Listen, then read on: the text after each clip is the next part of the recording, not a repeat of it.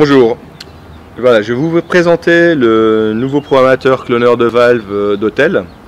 Il s'agit du TS508.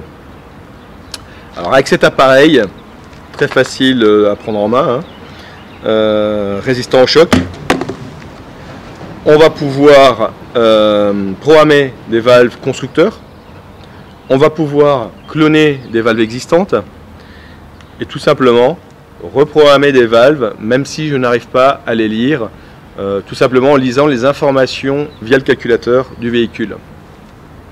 Alors pour ce faire, c'est très simple. On a un bouton central qui permet de lire l'identification de la valve et ensuite je vais pouvoir choisir de la cloner.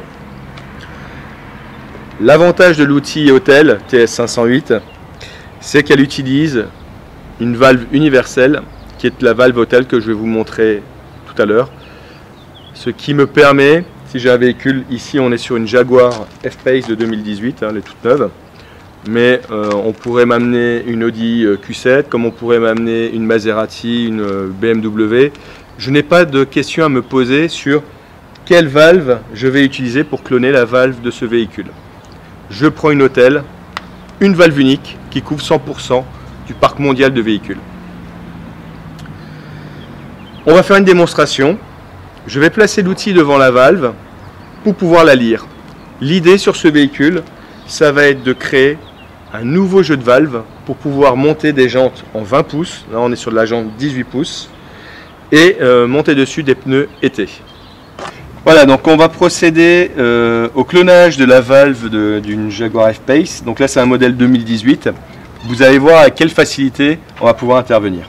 Donc on sélectionne Avancer, je valide, je sélectionne la marque du véhicule, dans notre cas c'est une Jaguar, donc je valide. Le modèle, on est sur une F-Pace, pardon, je valide. C'est un modèle 2018, parfait, je valide. 4 options. La première, diagnostic TPMS, c'est pour vérifier que la valve fonctionne, ça ne m'intéresse pas. Programmer le capteur, c'est cette fonction qu'on va utiliser.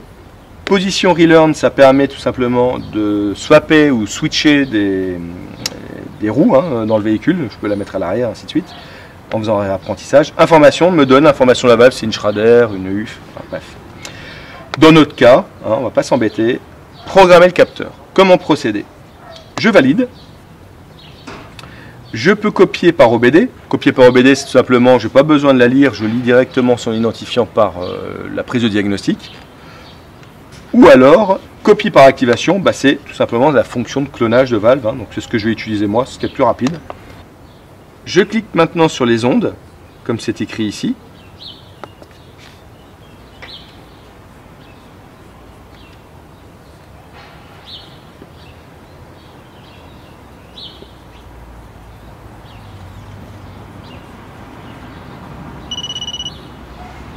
Je viens de lire mon identifiant de valve. Maintenant, il ne me reste plus qu'à faire. Je prends une valve Autel universelle de mon stock. Cette valve couvre 100% des véhicules. Que je sois sur une Jaguar, que je sois sur une Ferrari, que je sois sur une Renault, une Peugeot, que je sois sur une Nissan, ce sera toujours cette valve. Donc on simplifie la gestion de stock. Une valve pour tout faire. Je pose ma valve sur mon programmateur et je vais cliquer sur Y pour cloner cette valve.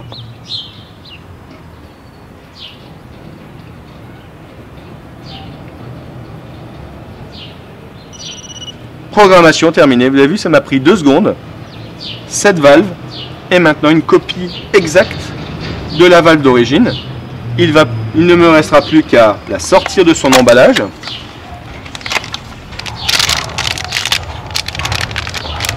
La monter dans ma jante en alliage 22 pouces. Tout simplement. Et ensuite, sortir la roue et mettre ma jante 22 pouces en lieu et place de ma jante 18 pouces. Le véhicule, je n'aurai absolument aucune erreur puisque j'ai cloné littéralement ma valve.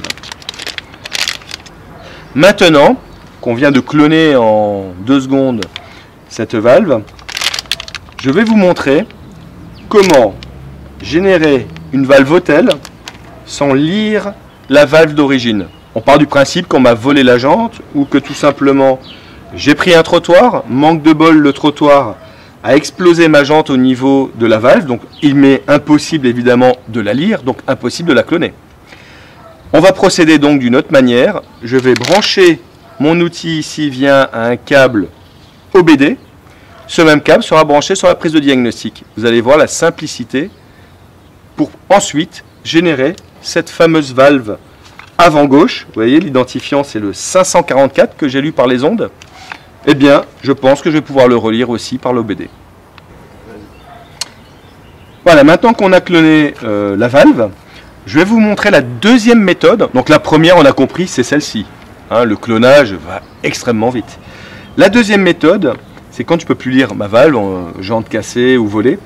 Eh bien là, on va faire cette même manipulation par l'OBD du véhicule. Donc, vous voyez, ça c'est la valve que j'ai lue. Hein, donc la fin, c'est 544. Je vais vous montrer comment programmer une valve si j'ai plus la jante ou si j'arrive plus à lire la valve d'origine. Donc là, on va procéder par programmer le capteur, mais à ce moment-là, on va utiliser l'option copier par OBD. Pour ce faire, je vais relier l'outil directement sur la prise de diagnostic de ce véhicule.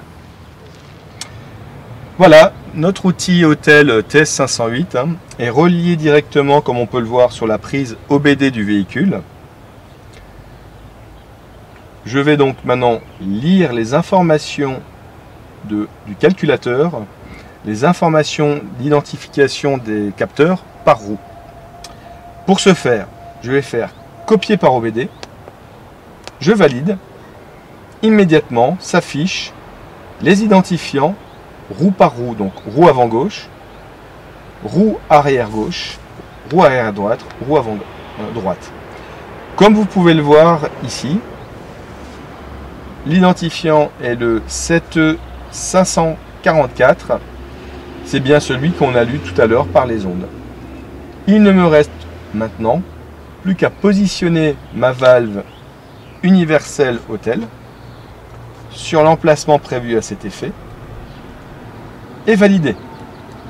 En cliquant maintenant sur Y, je viens créer une valve Autel universelle vierge en une valve Jaguar avec l'ID 544. Programmation en cours